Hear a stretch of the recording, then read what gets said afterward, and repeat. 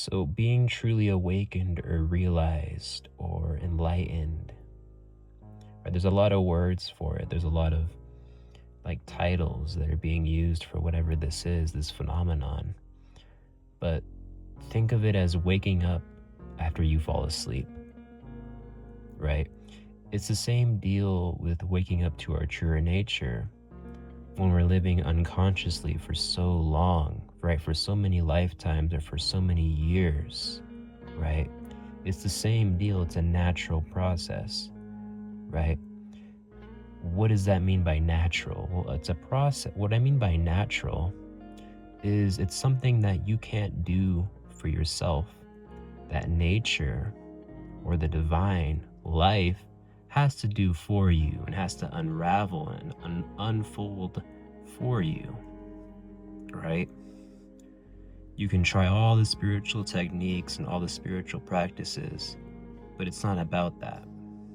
It's about a force that is outside of yourself, that is greater than yourself, that is greater than the self, which is the identity self, the lower self, the false self. Realizing that this phenomenon, this spiritual phenomenon, this spiritual flow, this happens outside of yourself and you have no control over it. You have no power over it. It decides to happen whenever it feels it wants to happen, right? It's a process that doesn't actually include you, the you that you can elude while you are in this body. It's about gaining higher levels of awareness that are fragmented of your true nature and of your true self. That's all it really is. It doesn't mean that if I'm higher than you, or I'm more conscious than you, or I'm more realized than you, that I'm better than you, that I'm above you, that I know more than you, that I'm the greatest master here. No, we are all the same. We are all the same beings. We are all created equal. We are all beings of one expression, broken down into separate units, pretending as if it's something else, something that it isn't, right? I am no different than a cat or a dog or the richest man on the planet. I am the same as a cat and a dog and the richest man on the planet. You can't compare yourself to anybody because we're all the same being. We're all one. We are all created equal. We are all created equal. There's no need to compare yourself to a dog or a cat or your neighbor or the richest man on the planet or the most successful man on YouTube or person on YouTube. There's no need for that. We're all created equal. We're all made to do different things, right? We're all built by design to do different things. So the moment that you become aware of something is the moment that you get absorbed into something that deludes you and makes you feel as though you know something that you don't know. It creates a barrier between you being able to reach and understand the trueness of reality, or to grasp the ultimate reality, right? This is what separates you. This is what blocks you or cuts you off from knowing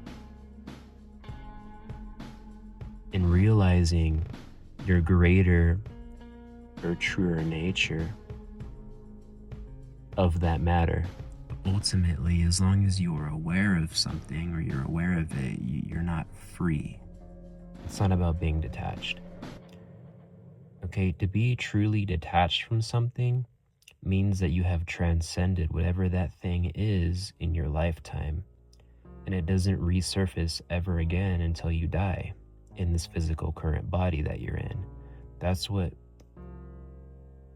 transcendence is. That's what true transcendence is. But there is no such thing as detachment. There's only such thing as transcending things of your being, or things that are attached to your being, disguised as your character identity that you play in society and you play in the world around you. If, there's specific things that come up again later down the road or later in your lifetime, and that just means that you have unfinished business and you need to transcend these things, whether it's by doing them a certain amount of times to where you don't feel like doing them anymore, and that thought of going in that direction completely dissipates and disappears, or you do it until you don't, because you don't want to do it anymore, because you have withheld yourself, or you've held yourself for so long that you don't have the desire to do it anymore. You don't have the thought to be pulled in that direction anymore. You don't feel like you are magnetically drawn in that direction to go anywhere or go there anymore. And that's when you know you've transcended that specific thing. And if it comes up again, that just means you have unfinished business to do here in this moment, in this current body that you're in. Why is a cat the same as a fully realized human being? Why? Because behind all of these facades, behind all of these concepts, these constructualized barriers that cut us off from the ultimate reality, we're nothing but bodies of awareness that are being used to help create the orchestration and the play of life. I'm not better than the cat by any means, just because I'm more aware of what's really going on. The cat isn't better than me because the cat is free of limitations of the ego mind.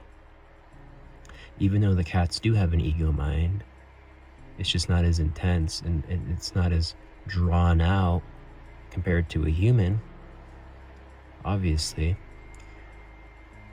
But the cat isn't better than me, I'm not better than the cat. We're both created equal, we're both the same. We both bleed the same. We're both dressed up. We're both the same force, but just simply dressed up. It has to happen naturally. Natural as in how we are given thoughts, ideas, and desires to help shape and create the flow of life and our experience. This is the phenomenon that helps shape and create natural selection within couples or people in society or in the world, right? This force orchestrates your moves, your decisions to reach that state, that place that you're destined to reach. So when you feel tired, you feel like you're living unconsciously and you're tired and you feel lost, then maybe all you need is a good night's rest so that you can wake up again. Maybe you'll feel the same way again, just to fall asleep again, and so on.